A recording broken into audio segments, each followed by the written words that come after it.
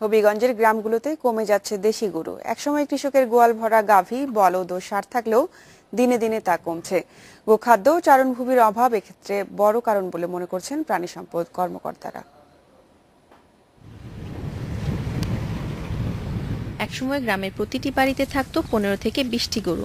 গ্রাম ঘুরে দেখা যেত শত শত।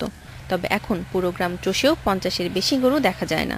সময়ের সাথে সাথে হারিয়ে যাচ্ছে দেশি এই স্তন্যপায়ী প্রাণী। কৃষকেরা জানান, গরু চড়ানোর জন্য পতিত জমির অভাব রয়েছে রাখাল সহ শ্রমিক সংকট। এতে দেশীয় জাতের গরু পালন বন্ধ করে দিয়েছেন অনেকে। আমাদের দেশেও পতিত জায়গা নাই, ঘাস নাই, খামলা খাজলা নাই। এই কারণে আমাদের দেশও গরু বাছুর এখন পালতে পারি না।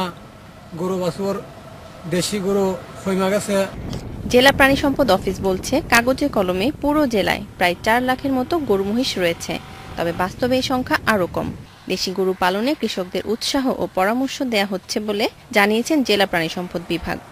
এই গরুগুলো যাতে লোকজন পালন করে, বিশেষ করে দরিদ্র শ্রেণীর মানুষেরা পালন করতে পারে, সেই ব্যাপারে আমাদের প্রাণী সম্পদ বিভাগ কাজ করে যাচ্ছে এবং লোকজনকে উদ্বুদ্ধ করা হচ্ছে। আশা করি যে ক্রস গরুর পাশাপাশি দেশি গরু লোকজন পালন করবে এবং দেশি গরুর সংখ্যাও বৃদ্ধি পাবে। দেশি গরু যাতে হারিয়ে না যায় সেজন্য চারণভূমি, গোখাদ্য ও শ্রমিক সংকট দূর করার কথা বলেন কর্মকর্তারা। এজন্য সরকারি সহায়তা প্রয়োজন বলে মনে করেন তারা। Independent news.